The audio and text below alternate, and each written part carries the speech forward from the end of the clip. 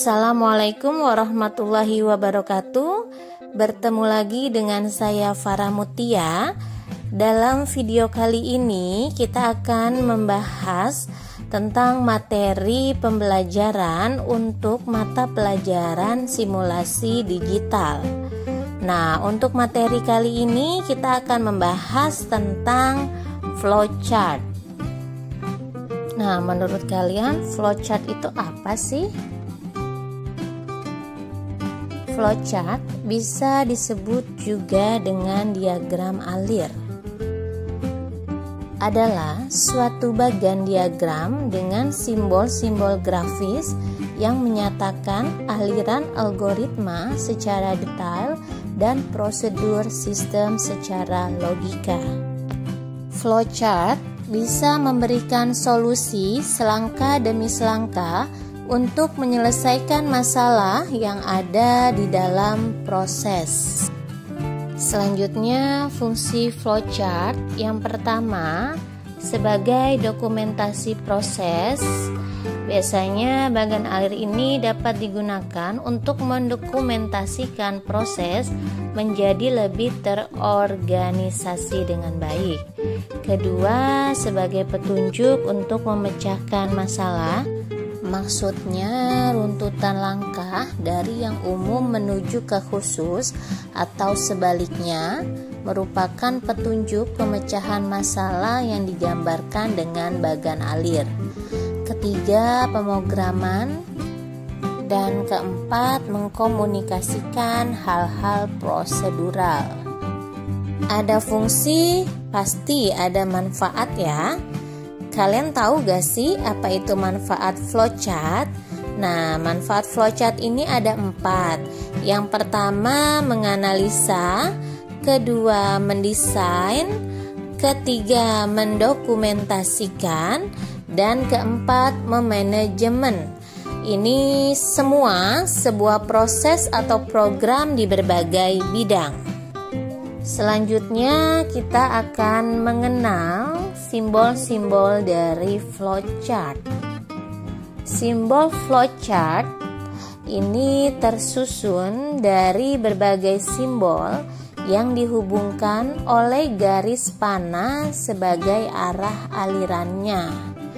Nah, di sini ada simbol standar dari flowchart. Yang pertama ada star. Lalu yang kedua ada proses. Ketiga ada keputusan. Keempat ada akhir. Nah, dalam flowchart ini simbolkan dengan panah atau penunjuk alir. Ini bisa kalian lihat simbol-simbol dari flowchart yang standar ya. Selanjutnya kita akan mengenal bentuk-bentuk simbol, nama dan fungsinya. Simbol-simbol tersebut meliputi simbol berbentuk elips yang bernama terminator, berfungsi untuk mengawali dan mengakhiri flowchart.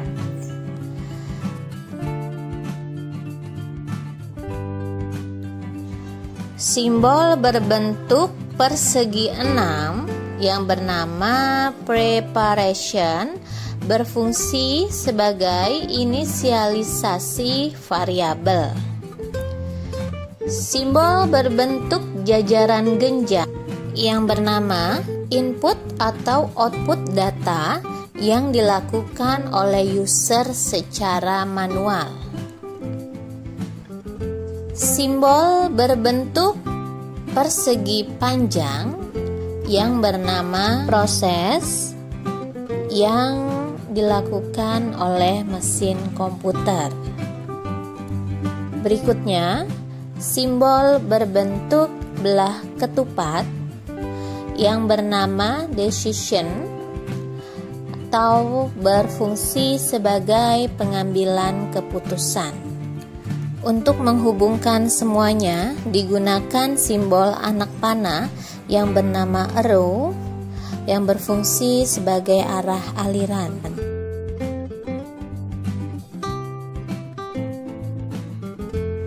Oke, berikut ini ada simbol-simbol dari flowchart yang harus kalian ketahui. Ya, begitu juga untuk nama dan fungsinya.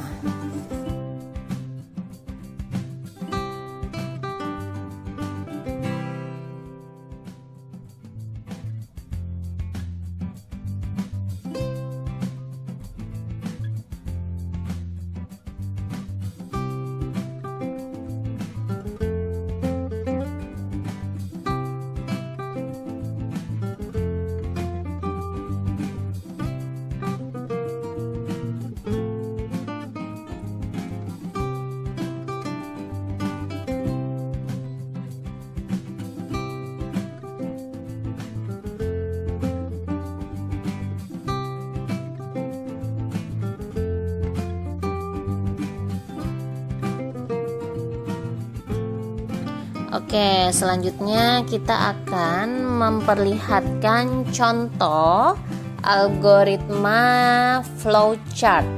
Nah, di sini contohnya adalah algoritma berangkat ke sekolah. Karena aktivitas berangkat sekolah ini merupakan aktivitas harian yang dilakukan oleh siswa-siswi SMK tentunya. Nah, yang pertama ini ada bagan alir, ya ini persiapan sekolah, mandi, sarapan, berangkat sekolah, dan sampai ke sekolah. Adapun algoritma yang digunakan, ya ini persiapan sekolah, mandi, sarapan, berangkat ke sekolah, dan sampai ke sekolah. Di sini ada beberapa proses yang dapat kita jadikan sub-sub proses. Di antaranya mandi, sarapan, dan berangkat ke sekolah.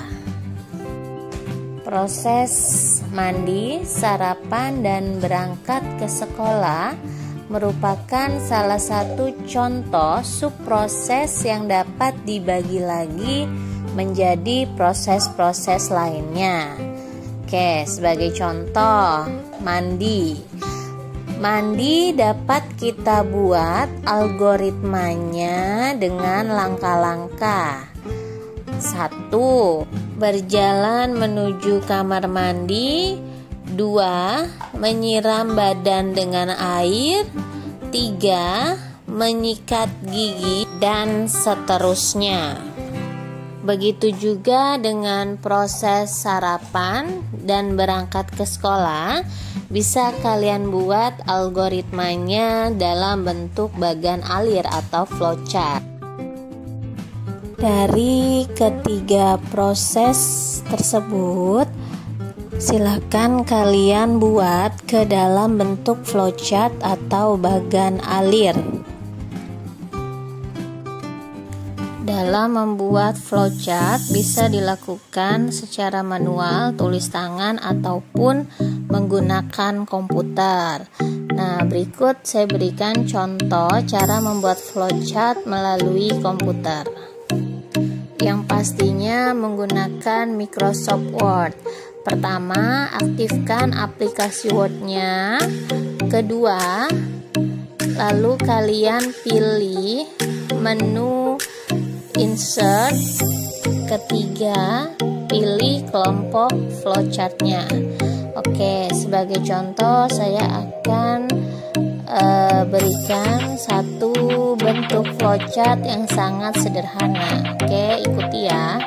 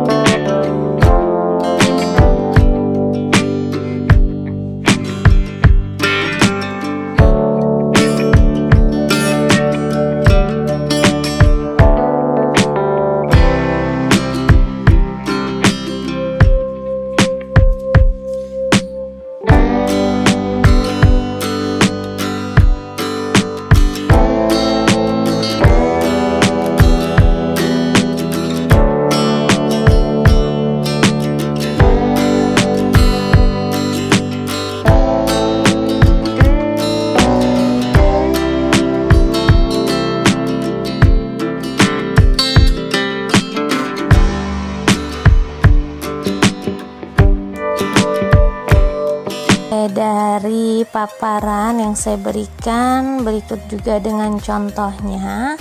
Silakan kalian buat ketiga proses mandi, sarapan, dan berangkat ke sekolah ke dalam bentuk algoritma flowchart atau bagan alif. Terima kasih untuk peserta didik yang sudah menyaksikan video pembelajaran kali ini. Kita bertemu lagi di video pembelajaran berikutnya. Saya Farah Mutia.